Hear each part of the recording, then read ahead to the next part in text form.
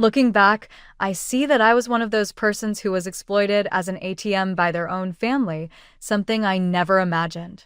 Kelly is my name. I'm 34 years old, and I worked as a key account manager for the sports nutrition firm Sport Nutri until recently. I did my job well, extremely well. I put in a ton of effort and developed close bonds with our most important clientele.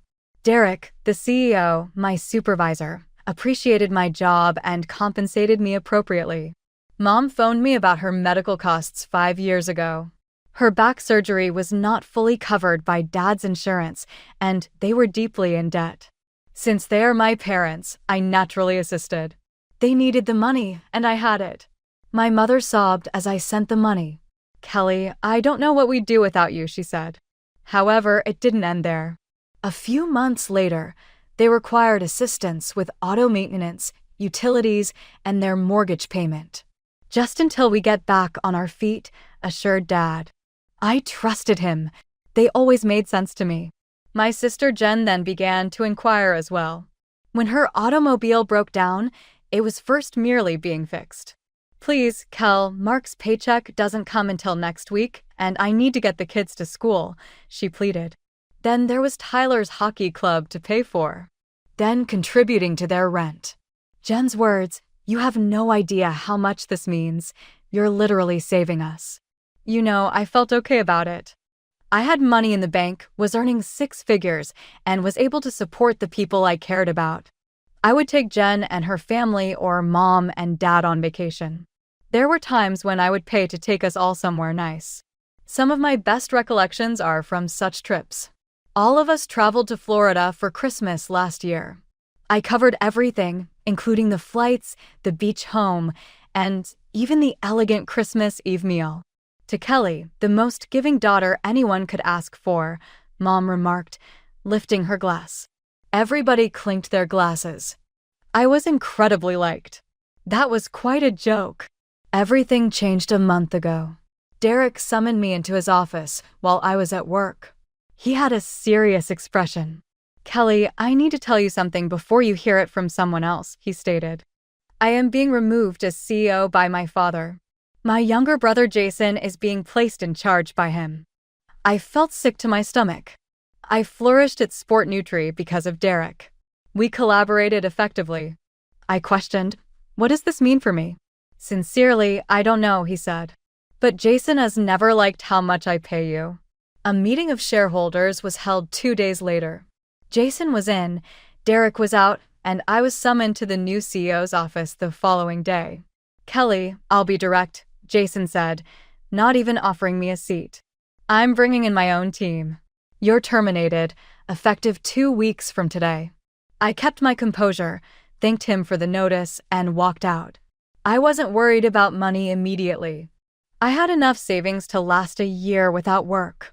But I knew one thing, I couldn't keep supporting my family the way I had been. After I got my severance package, I drove straight to my parents' house. It was a Wednesday evening. I knew Jen and her family would be there for their weekly dinner. I didn't call ahead. I wanted to see their genuine reaction.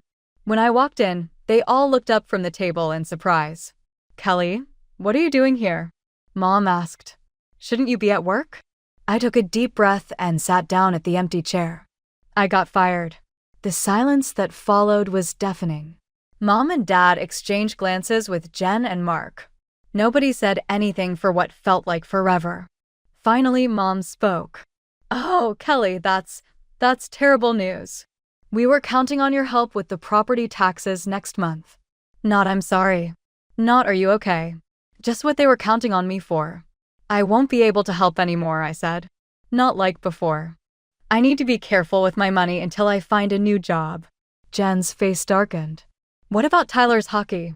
And the car needs new brakes. You said you'd pay for those." I stared at her, stunned by her tone. "Jen, I just lost my job. I can't." "This is so inconsiderate," she snapped, standing up. "We've been planning our budget with your help in mind. Now what are we supposed to do?" Mark started gathering the kids. Jen grabbed her purse. They left without saying goodbye. I turned to my parents, hoping for some support or understanding. but Mom just rubbed her temples. "I have a headache," she announced and left the room. Dad stayed at the table, studying his plate. "How long until you find another good job?" he asked without looking at me. "I don't know.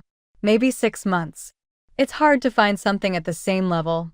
He pushed his chair back and stood up. "Your mother and I need to talk. Let yourself out." And he left me sitting alone at the table. I sat there for 5 minutes, stunned by what had just happened. Then I drove home in silence, trying to process that my family cared more about my wallet than my well-being. 3 weeks passed since that awful dinner. I cut off all the automatic transfers to my parents' and Jen's accounts and sent them all a simple text. "Due to my current financial situation, I can no longer provide financial support. I wish you all the best." Cold, maybe, but I was still hurt. Nobody responded. Not one of them. Before losing my job, my phone would buzz constantly with calls and texts from them. Mom checking if I could help with the electric bill that was higher than expected. Dad asking if I'd mind covering the cost of his golf club membership renewal. Jen sending links to things she wanted for the kids with messages like, "Tyler would love this for his birthday if his awesome aunt wanted to spoil him." There was radio silence now. I tried to look on the bright side. For the first time in years, I had nothing but free time. No stressful client meetings or late-night email chains. No family drama or financial requests to juggle. Just me, figuring out what I wanted. I created a budget spreadsheet, calculating how long my savings would last. Without supporting 3 additional households, my money could stretch much further than I thought. I could actually take some time to breathe before diving into another high-stress job. My apartment felt quiet. Too quiet sometimes. I was used to being needed, to my phone constantly demanding attention. But I forced myself to enjoy the peace. "This is what normal people feel like," I told myself as I sipped coffee on my balcony one morning, watching the sunrise. "This is what it's like when you're not everybody's solution to everything." As the days passed, I started to wonder if anyone would reach out just to check on me. They didn't. Thanksgiving was approaching, and I realized I hadn't heard a word about plans. For the past 5 years, I'd hosted at my place or brought most of the food to my parents' house. Last year, I'd spent over $300 on groceries and cooked for 2 days straight while everyone else helped buy. Drinking wine and getting in my way a week before the holiday, I finally broke down and called Mom. She didn't answer the first time, or the second, or the third or fourth. On the 5th try, she picked up with an annoyed, "What, Kelly?" "Hi, Mom," I said, trying to sound cheerful. "I was just wondering about Thanksgiving plans. Should I make my usual cranberry sauce and sweet potato casserole?" There was a long pause. "We've decided to do things differently this year," she said, her voice flat and cold. "Your father, Jen, and I discussed it. We think it's best if you don't join us this year." My heart stopped. "Why?" "Kelly," she sighed, like I was a dense child, "we don't need losers at our holiday table. People without jobs or anything to contribute." The word losers hit me like a slap. My own mother. "So when I was paying for everything, you were happy to have me around," I said, my voice shaking. "But now that I can't bankroll everyone, I'm not welcome anymore?" She didn't even try to deny it. "You won't be welcome at our house. Don't come." Then she hung up. I sat on my couch, phone in hand, completely stunned. Tears rolled down my face as the reality hit me. They had never loved me. They had loved what I could do for them.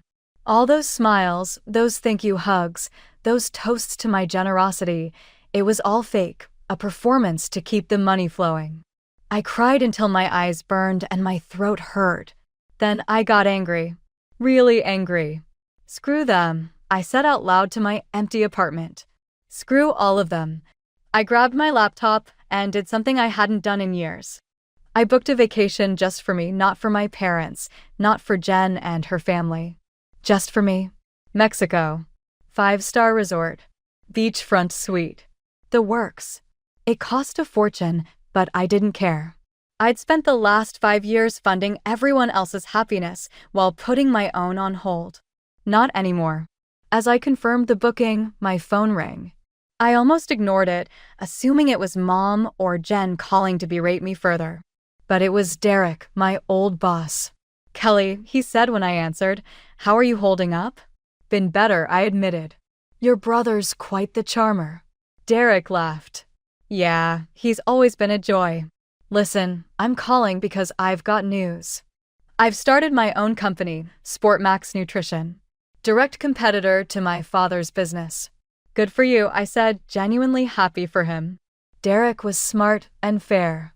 He deserved success. "I want you to join me," he continued, "as CEO." I almost dropped my phone. "CEO? Derek, that's exactly what you deserve," he cut in. "You know this industry inside and out. The clients trust you, and I trust you completely. Say yes." My mind raced. CEO. A higher salary than I'd ever had. Actual authority to make decisions. "When do you need me to start?" I asked. "As soon as possible." "But I'm going to Mexico for Thanksgiving week," I interrupted. "I need this vacation." "I'll start when I get back." Derek laughed. "Perfect. Take the time.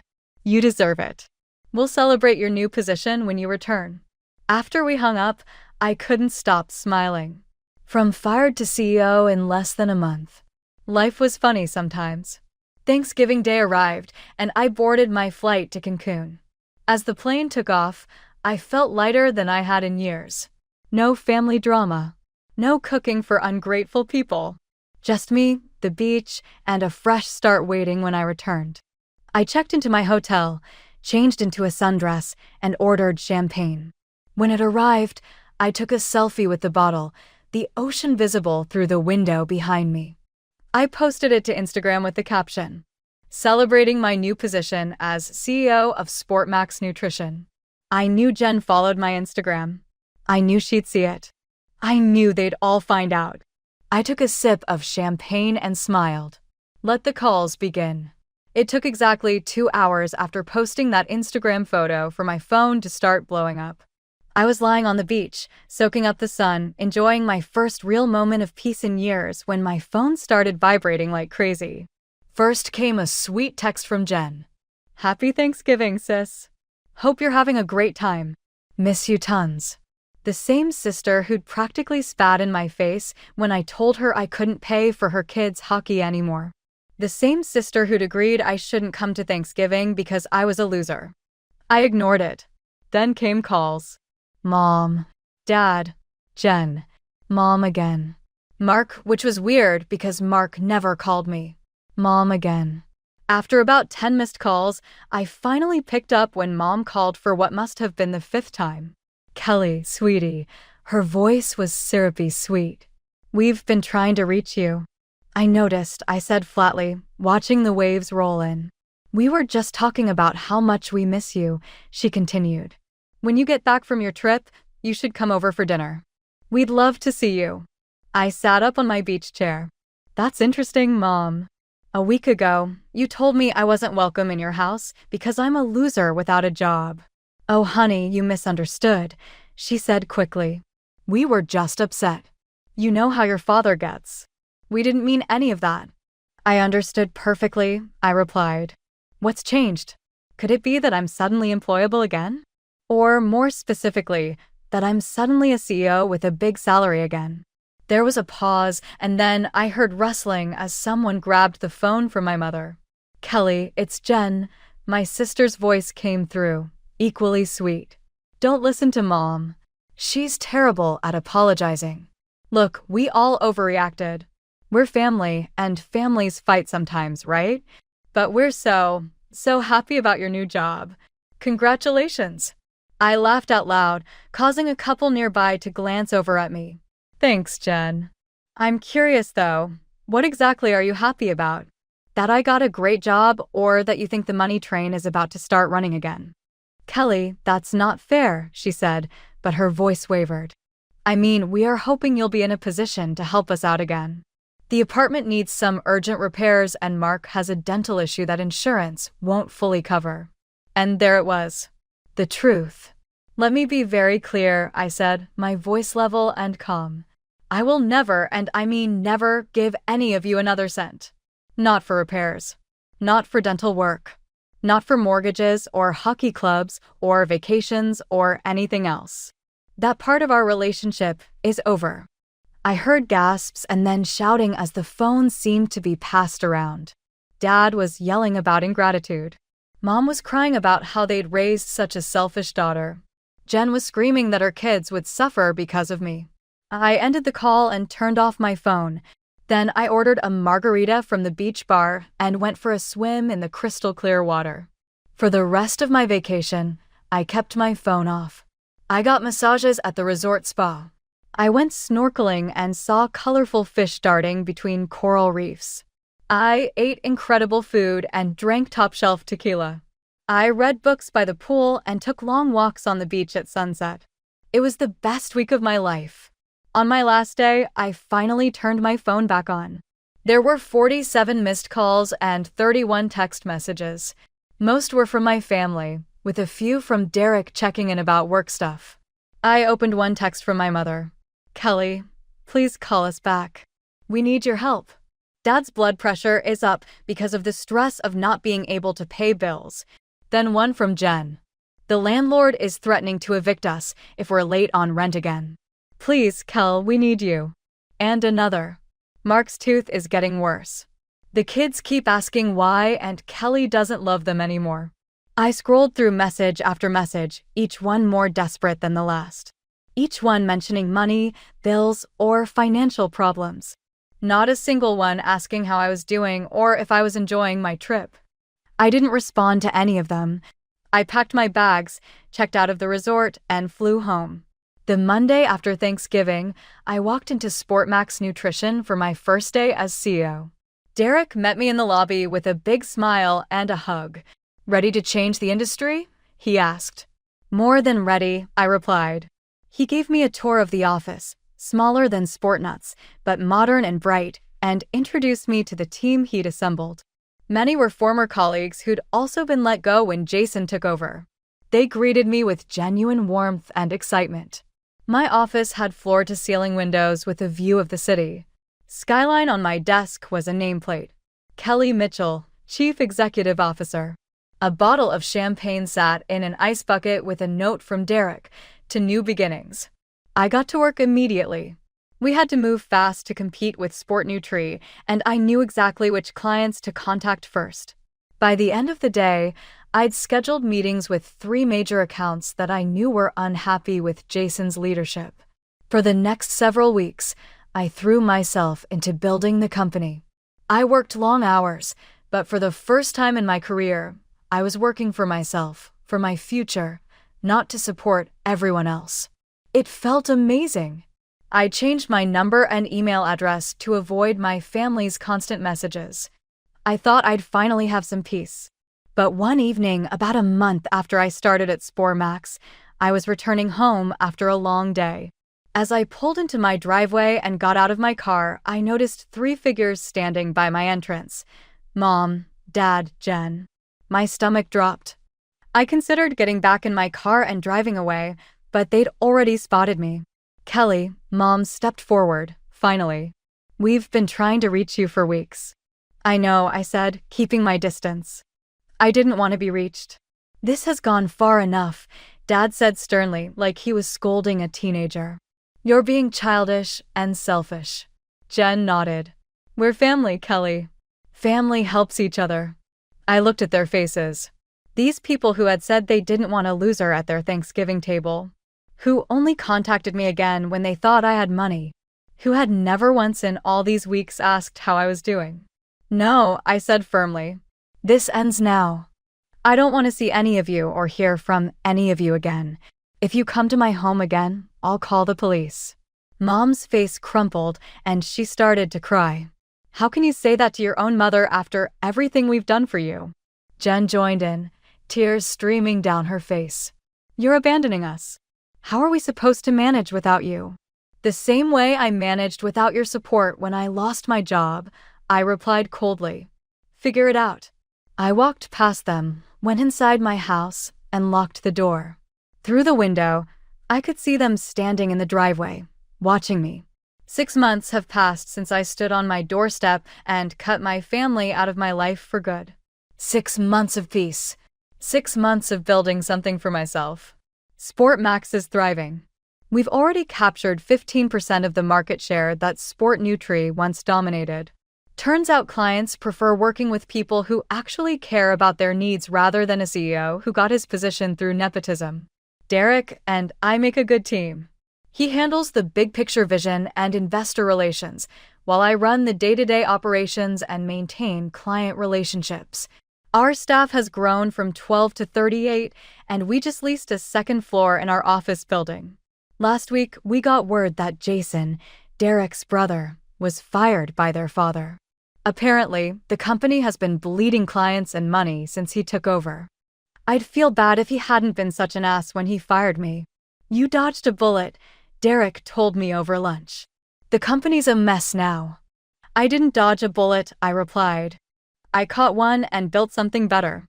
He raised his glass to that. My cousin Emma called me last month. We were never particularly close, but she heard through the family grapevine what happened with my parents and Jen. "I always thought they took advantage of you," she said. "The way they'd brag about the vacations you paid for, the bills you covered, it never sat right with me." From Emma, I learned that my parents are struggling with their mortgage. Dad had to come out of semi-retirement to work full-time again. Jen and Mark had to downsize to a smaller apartment, and Tyler had to quit the hockey club. They all blame me, of course. According to Emma, they tell everyone who will listen that I abandoned them, that I turned my back on family when they needed me most. They conveniently leave out the part where they called me a loser and uninvited me from Thanksgiving when I lost my job. I appreciate Emma reaching out, but honestly, I don't care what they're saying anymore. I don't care if they're struggling. I don't care if they hate me. I am free. For the first time in my adult life, every dollar I earn is mine. Every decision I make is for me. Every vacation I take is because I want to go there, not because I'm paying for everyone else to have a good time. Last month, I took a weekend trip to a spa resort upstate. Just me, a stack of books, and absolute tranquility. I got a deep tissue massage and spent hours in the sauna, letting the stress melt away. I slept for 10 hours straight and woke up feeling more rested than I had in years. No one called me asking for money. No one texted with an emergency that required my financial intervention. No one made me feel guilty for enjoying myself. I bought a new car too. Nothing flashy, just a reliable SUV that I've always wanted. I didn't have to consider whether buying it would mean I couldn't help Mom with her medical bills or Jen with her rent. I just bought it because I wanted it and I could afford it. My new place is smaller than my old apartment, but in a better neighborhood. It has a little garden where I've started growing herbs and flowers. On Sunday mornings, I sit out there with a cup of coffee and just breathe. The silence is healing. I question if I should feel bad sometimes. After all, they're my family. However, when I was no longer able to provide for them financially, I recall how fast their affection faded. They didn't need losers at their Thanksgiving table, my mother said in a chilly voice, as I recall. When I lost my work, I recall that none of them inquired about my well-being. It wasn't love. It was exploitation. Jen sent me a letter last week, by snail mail, because I had banned them everywhere else. I nearly tossed the mail away unread since I could identify her handwriting on it. However, my curiosity overcame me. The guilt-tripping was 8 pages long. How Tyler wept for days after having to give up hockey. How they were unable to pay for braces for her younger kid. How they were once more late on their rent. The way that Mark worked 2 shifts. How stress was causing Mom's health to deteriorate. She concluded by writing, "Kelly, we are family. Regardless. Families are forgiving. Families support one another. Would you please find it in your heart to assist us once more?" She made no apologies for the way they handled me in those 8 pages. She never once admitted that they only got in touch with me when they believed I had money again. She never once shown any sincere concern for my life or well. I ripped the letter into small fragments and threw it in the trash can. I'm not accountable for my family's financial choices, according to my therapist. Yes, I have finally been seeing one. She claims that, like everyone else, they are adults who have made decisions and must now deal with the fallout. She states, my only responsibility is to myself and my own healing. She is correct. She's correct, I know that. But occasionally, even in the peaceful periods, I still feel the specter of that duty, the idea that I ought to be doing more, contributing more, and making greater sacrifices. It's still there, but it's diminishing with time. I met Mark's sister in the grocery store yesterday. She swung her cart around to avoid me and shot me a chilly stare. They've probably informed their extended relatives their version of events. Poor them, left behind by a cold-hearted, self-centered me. Allow them to think as they like. The truth is known by those who are important. I occasionally ponder what would have occurred if I had kept my work at Sport Nutri. Would I have given them unrelenting support? Would I ever have gotten a glimpse of their true selves? Would I have become their personal ATM throughout my life? I'm not sure. Oddly enough, though, getting fired was the finest thing I've ever experienced. It revealed the truth to me. I had to get out of it. It brought me to my current position of achievement, independence, and self-reliance. Blood is said to be thicker than water. However, if you allow it, blood can occasionally drown you. I decided against drowning. I made my own decision. I've never been happy either.